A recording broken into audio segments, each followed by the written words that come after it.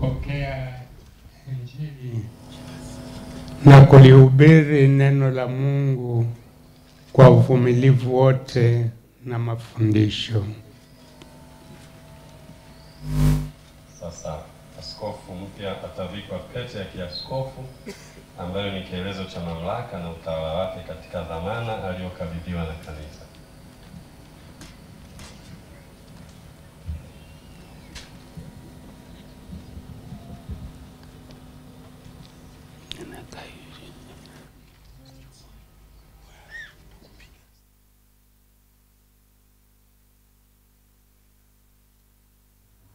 Alama ya uaminifu. Ulilinde kanisa takatifu, bibi harusi wa Mungu, kwa imani nyofu na maisha safi. Askofu mpya ni kuhani mkuu katika jimbo lake.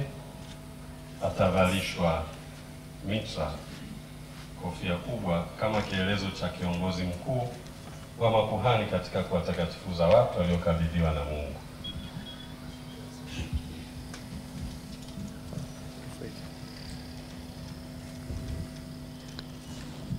Pokea mitra na wangavu wa utakatifu ung'ae ndani yako, ili hata utakapoonekana kama mkuu wa wachungaji ustahili kuipokea taji ya utukufu isiyo na mwisho.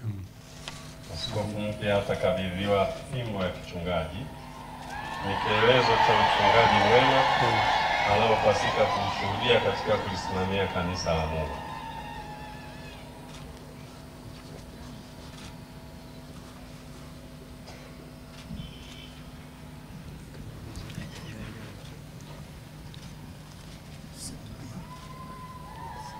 Subiri tafadhali.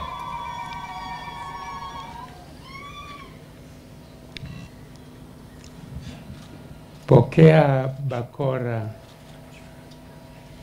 alama ya kazi ya uchungaji, na ulichunge kundi lote ambalo ndani yake Roho Mtakatifu amekuweka kuwa uwe askofu, ili ulisimamie kanisa la Mungu. Askofu mpya ameshawekwa wakfu na kukabidhiwa vielezo vyote vya kiaskofu. Sasa atasimikwa kuwa askofu elimu.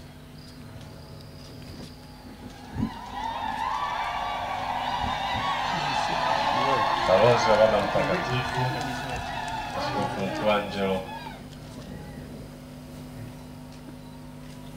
tuendelee kufurahi na kushangilia askofu wetu anaposimikwa.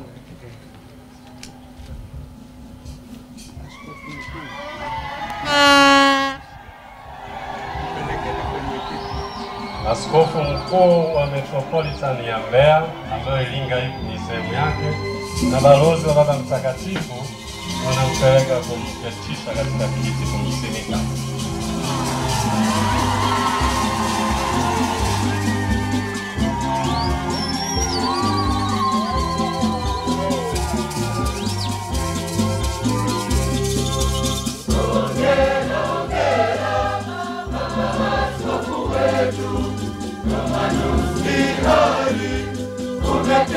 Umeteuliwa